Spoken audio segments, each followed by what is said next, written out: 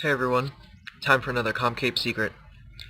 Today I'm going to show you how to basically maximize the buy-sell method at Taverly for summoning, and I'm going to give you some tips on how not to lose a ton of money here, because a lot of people think this is only for rich players or richer players, and you are going to lose more than summoning other methods. You do have to spend the money to buy back from the shop, but I'm going to show you a few things that you can do to not lose so much.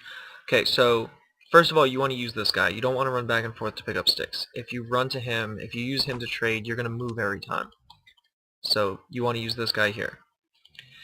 Second, what you want to do is, if you're going to use a certain type of charm, now I do this for all four charm types, and you can too. You just have to check with the items.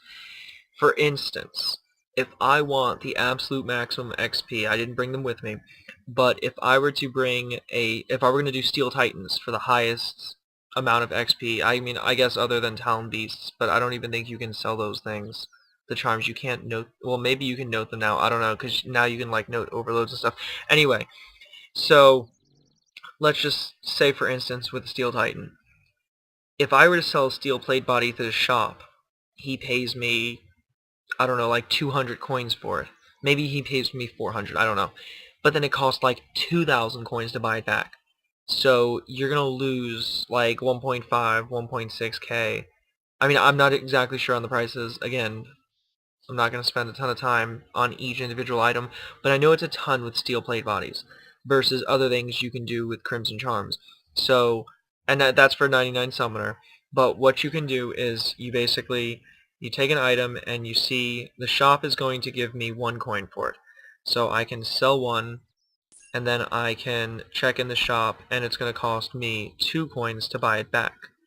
So now if I was using 10k green charms, that's only going to cost me 10k, because each banana buy sell, you're only losing 1 GP each. So that's for fruit bats. Now of course I could do unicorns or something more expensive, but you just have to basically weigh how much you want to spend versus how fast this is going to be. Some people only do this method on golds and some on greens.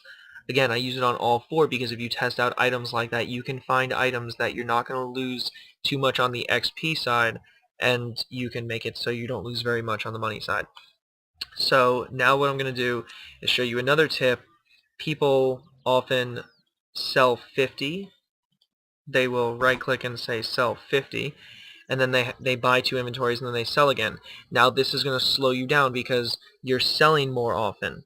So what I'm going to show you here is if you left click and then you hit max, it's going to go to 500. So you click sell, and now there's 500 in the shop. Now you will lose a few of these because like every minute one disappears in the shop, but that's very minimal. This is going to speed up your charm usage quite a bit.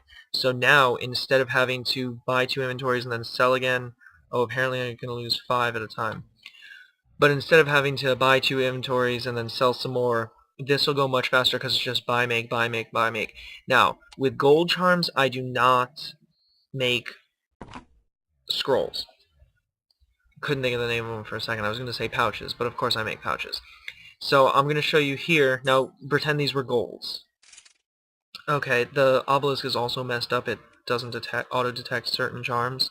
I'll show you one other tip to compensate that. I don't want to use that banana in my inventory. I wanted to keep that spot. You're only going to have 24 spaces because you should have more noted items here. So anyway, I'm going to make pouches. Now with gold charms, I would just trade him again, sell, and buy more. What can I do? I can buy a wolf bone. I'll get that for free to take up that inventory spot. Okay, so that's what I would do with the gold charms. I don't recommend doing that with, the gold charm pouches. I don't recommend doing that with the other ones because you'll lose a lot more like that. What you can do, courtesy of my good friend Max Cabejer, and now it's auto-detecting, I don't understand why. You can make scrolls. So now if I price check a pouch here, now this isn't always the case. It doesn't actually always come out more. 2275. Now one pouch makes 10 scrolls. What am I doing? Scrolls. So I'm going to price check 10,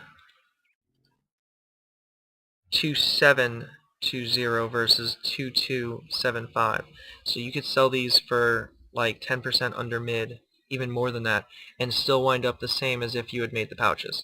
So that gets you a little extra summoning XP, plus it'll get you it'll cause you to lose less money. Now, if you're having problems with the obelisk, where it's not auto-detecting, just like here, I click it and it's not working, it will work for crimsons and blues, and I think golds, most of them, but some charms, or some familiars, I guess they didn't, they feel like people didn't make them as often, so they didn't make it auto-detect. I don't know. If you click on the charm, see, I like to put it in my top left spot when I have the problem, click on the charm, click on the obelisk, and it will be right here. It'll put you at least on the charm types. Then you can click, and the same thing, if you click here and it's not auto-detecting for the scrolls, I know it is annoying, and it actually bothers me that they changed the left click to summon. When it was used, it was a lot easier, because you could use on the obelisk, and it'll go right to the scrolls for you, and it's already selected, so you do that. So again, for golds, I just sell the pouches to the guy there. For all the others, I make scrolls. And that's about it. I don't think I have much more to say on this method. I brought minimal supplies. It's just for video purposes. I'm not actually planning to summon today. But again, test the items. Take one. Like, look at your options. Look at the top 3 or 4 things you could make.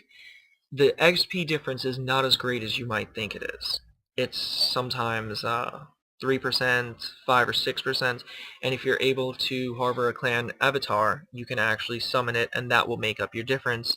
So you basically break even, sometimes come out ahead depending on what the XP percentage difference is, and you can use a lot more charms. Some people say they can use like 10k an hour here. That's probably possible. I haven't done a 5-minute interval and calculated it out, but I'm sure that's what it would come out to be if people are claiming it. Though people sometimes do just claim stuff out of nowhere with literally no backup. But high level players at least usually use that method. They'll do a super small interval and multiply it out and say, yeah, I can do this much, when no, you're not gonna proficiently click that whole hour or 5 hours, but maybe you are, who knows. So I wind up using between 6 and 8k because I talk in my clan chat. If I'm in a friend chat, I'll have my chat on. I actually had to start turning my PM off when I'm making videos because people think it's hilarious to PM me while I'm doing it, especially if I say be right back making video, and then they'll wait a few minutes and then PM me something. It's hilarious. Yeah, then I have to make a new video. So I've just started putting my chat off, but I do generally keep it on in case you do have any questions. Feel free to message me. And that's about it for this week's Comp Cape Secret. I hope you enjoyed.